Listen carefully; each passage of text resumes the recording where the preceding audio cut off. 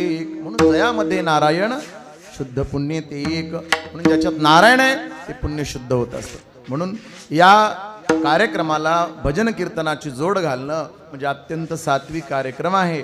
नुसतं अन्नदान केलं रजगुणी झाला असता, अन्नदान सुद्धा तमोगुणी असते बरं, असते ना। तमोगुणी कधी असते माहिती का? हा, गोंधळ बिंदळ केल्यावरती अन्नदान कोणतं आहे? माणसं ती पण अन्नदान, पण हे सात्विक अन्नदान आहे आणि सात्विक अन्नदानाला भजना कीर्तनाची जोड आहे। बस विशेष कार्यक्रम आहे म्हणून हे श्राद्ध दशरथ राजानं केलेलं होतं। प्रभू रामचंद्र शरयूच्या काठावर केलं होतं। प्रभू रामचंद्राने स्वयंभू मनू शत्रुपारांनी दोघांनी मिळून केलं होतं। भल्या भल्यानी केलेलं आहे का आजच्या दिवशी पितरांना आपल्या पुत्रांची काळजी वाटते। नवे नवे पितर पुत्रांची वाढ बघतात। काय म्हणतात माहितीये?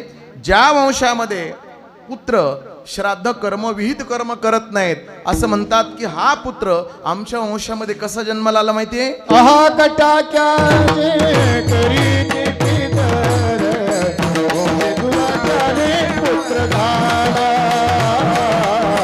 ओझे दुराचारी पुत्र झाला। आहा कटाक्या करीत पितर ओझे दुराचारी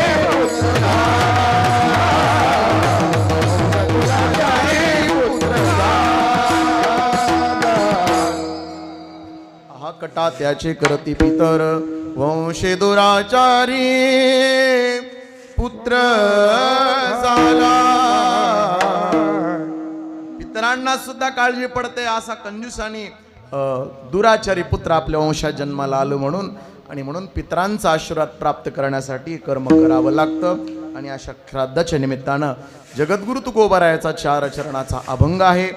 तुकोबाराय अभंगाची स्थिती सांगतात आणि महत्त्वाची गोष्ट म्हणजे वैष्णवांची अवस्था नेमकं काय झाली।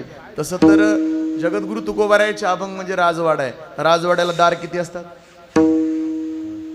4 बाजूनं दारच असतात। तुम्ही कुठल्याही दारातून जा वाड्यात प्रवेश आहेच। तसं हे 4 दरवाजाचा राजवाडा आहे जगद्गुरु तुकोबारायचा अभंग म्हणजे। पूर्व पश्चिम दक्षिण आणि उत्तर, कुठल्याही दारातून जा नक्की तुम्हाला घर सापडल्याशिवाय राहणार नाही। माहोल त्याला पण